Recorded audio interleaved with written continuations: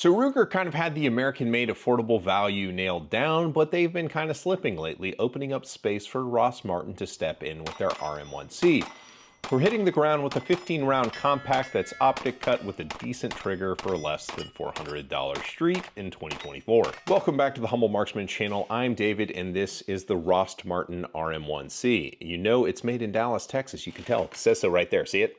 See it? But before we get into that, I need to recognize and respect your dadhood, and I will honor it with this. Why does Spider-Man always have the best witty comebacks? Because with great power comes great responsibility. Yeah, that one's kind of bad, but you know, Tobey Maguire.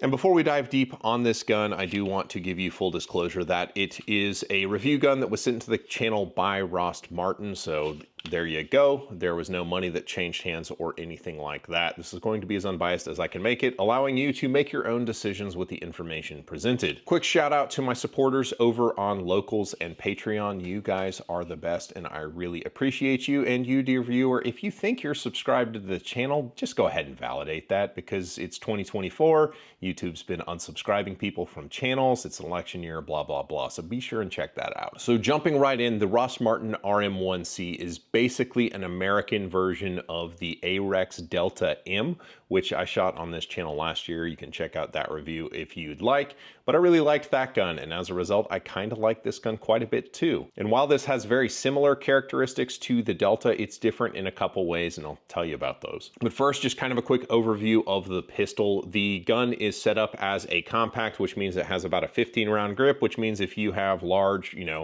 adult size hands, that your hand will kind of hang down past it, but I can get the pinky onto the gun, and that is the important bit. The gun is very thin. It's thinner than like a Glock style pistol. It's not as thin as like the SIG Macro series, but it is kind of a very nice thickness to use in like an inside the waistband holster.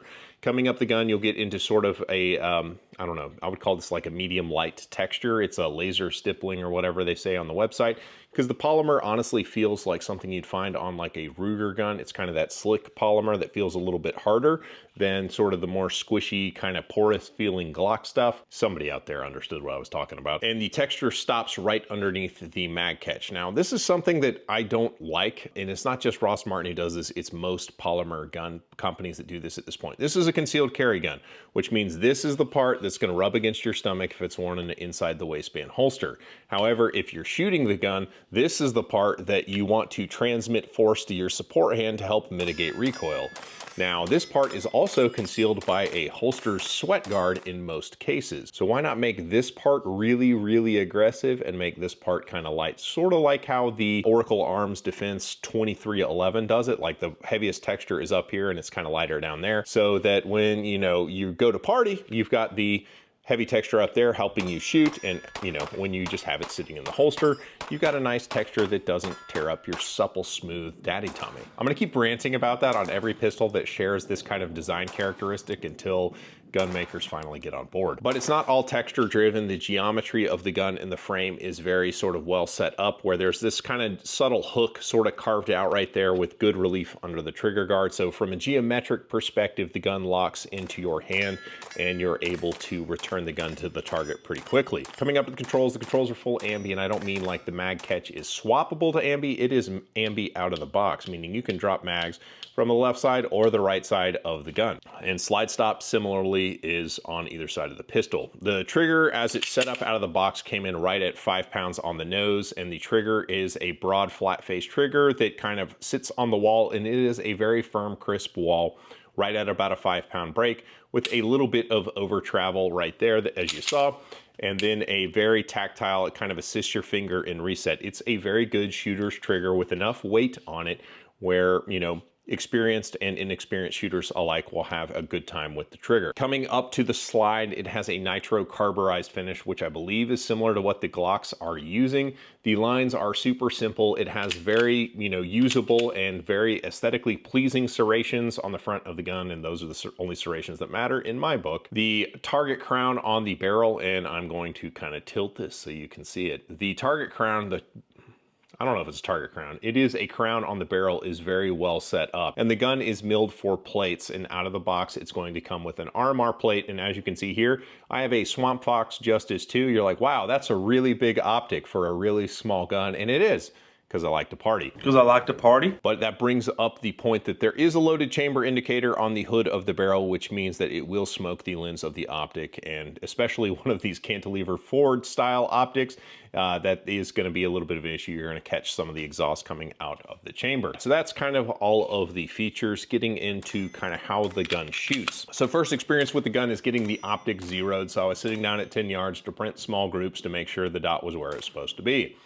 And I was pleased to say that the gun was very, very accurate. I was able to make all the holes touch when I was doing my zero validation at back to about 15 yards. Back up to 25 yards, the accuracy sort of opened up a bit, and that's because it is a very lightweight, small gun with a very heavy trigger, comparatively speaking. It's a 5-pound trigger, so I was able to get acceptably good groups at 25 yards out of the gun, and I'm sure if I was able to better stabilize it, I could probably print smaller, but I mean, we're talking like size of my hand groups, which for a lightweight compact gun is absolutely great. Shooting the gun rapidly like you would for a defensive style pistol, which this is, I was happy to say the gun returned to zero pretty promptly. It was very pleasant to shoot quickly. I did kind of miss some traction on the gun. I would like a little bit more traction to really control this little lightweight thing, but even without it, it still did great. Manipulations on the gun because of the controls and the serrations on the slide were absolutely fine. Other than the traction, I really have no complaints about shooting the gun. Aftermarket, this is a big one because the aftermarket for new guns is bad. Like there are some guns you can get a new gun and there's like 0 things you can buy for it. Rost Martin here has done their homework because there's a lot of stuff you can buy for it. First of all, magazines are sold for about 25 bucks, which for a new gun introduced in 2024 is a downright affordable magazine price. That's really awesome. They're high quality metal mags, and it comes with 2 of them, by the way. So, you know, for the price, you're getting a 15 and 17 round magazine, which is really cool. It comes with that RMR plate, but for about $22.50, you can buy plates for other optic footprints if you want them.